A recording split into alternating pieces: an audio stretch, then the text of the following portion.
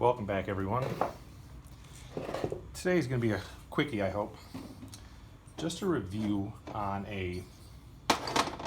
this is a ms460 cylinder I got somewhere online. It's unbranded. I don't know, can't remember where I got it from. I'll set this here, make sure I'm in frame. It looks like I am. But I'm a little disappointed in this. I'm going to bring you in close here and see if you can see what I'm talking about. This is a big bore. It's 54 millimeters, supposed to be 82 cc's. It's an ms460. Pretty clean inside. It's been run for a year and a half. I've been using the VP 50-to-1 engineered fuel. Quite impressed with it. Here's the top of the piston. But the whole kit itself is a little lackluster. And I don't think I'll ever buy another one because of just the quality isn't there. I got a good look at the original cylinder, which is now back on this. After I was able to clear the aluminum from the nickel on it, I put a piston in it, ported it. It's working great. But I'm looking at this thing, comparing these ports to the ms460 factory cylinder. These ports are tiny. So yeah, I got 82 cc's here, as opposed to the factory 77. 52 millimeter piston versus a 54. I don't think I gained much power at all going up to this larger cylinder, because the volumetric efficiency of this thing has to be junk, because these ports are much smaller. These transfers are much smaller than the factory ms460 cylinder. They did a fair job copying, as most Chinese knockoffs do, but the attention to detail is just not there, and the quality of materials is not there as well. This is a cylinder. Probably got about 7 tanks of fuel run through the piston. It's got about 7 tanks of fuel through it. I'm going to bring you in close here so you can see what I'm talking about. You can, I don't know if the lighting's good enough, but you can see already the amount of scuffing and wear that's along the skirt.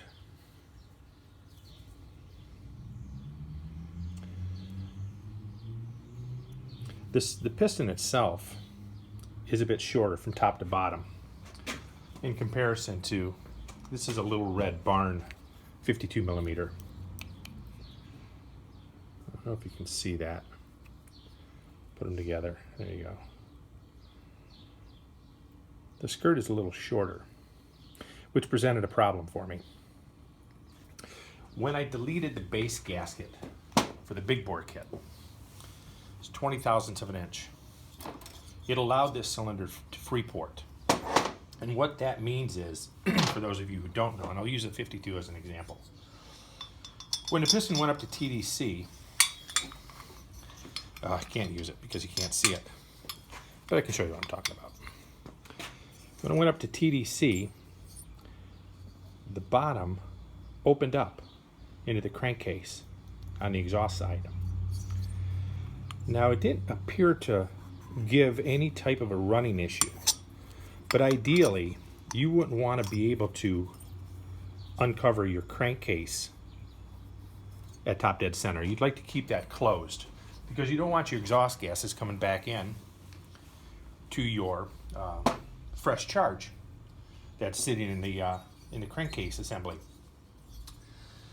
So that forced me to put the base gasket back on it, and it closed that down to less than 10 thousandths of an inch. I think I had 8 when I measured it, which wasn't a big concern because I imagine there's probably a little bit of leakage around the cylinder anyways. I mean, it's not a perfect seal, right? Because there's no sealing ring there. There's no piston ring down at this point at bottom dead or at top dead center.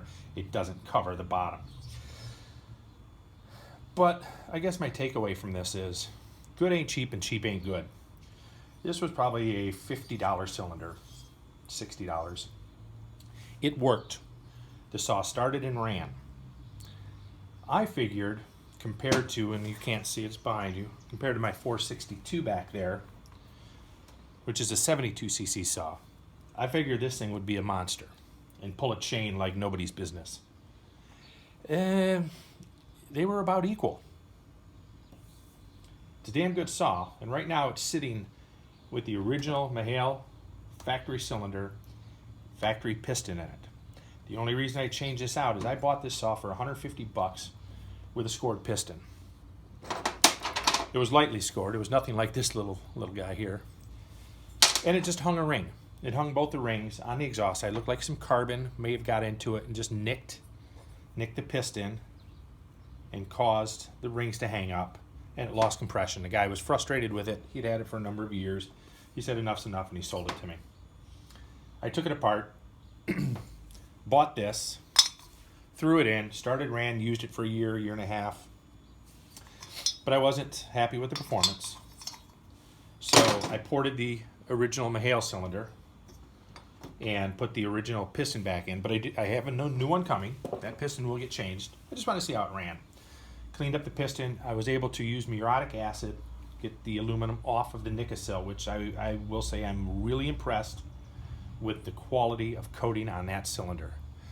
That thing was tough as nails. I got all the aluminum off. I ran a light hone through it, cleaned up the ring lands so they would move freely, put it in, started runs. Beautiful. I haven't put a bar and chain on it to run it yet. I want to wait till I get my new piston in and then put it all back together. Maybe a little counterproductive, but it's what I wanted to do.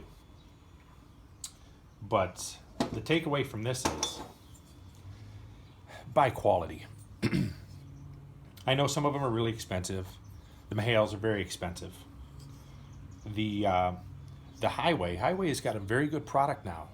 Some of their higher end ones with the hard plating on them, they look to be really good stuff. This was a disappointment. It was a standard 52 millimeter piston that I was going to use in this saw, but I was just not happy with the quality of this. It was $11. I went to H&L Supply and got myself a, what did I buy? I bought a nice Italian-made piston. I can't remember the name of it. It'll come to me eventually. It was $50. It was quality. That's what's going in that, and that's what I'm going to do with it. So, word to the wise, cheap ain't good, good ain't cheap. Stay away from the unbranded, made in China, low-cost parts. So, that's all I have for you today. I hope this helps someone. If it does, give me a thumbs up. If you have any questions, add them to the comments below. Have a good day, everyone.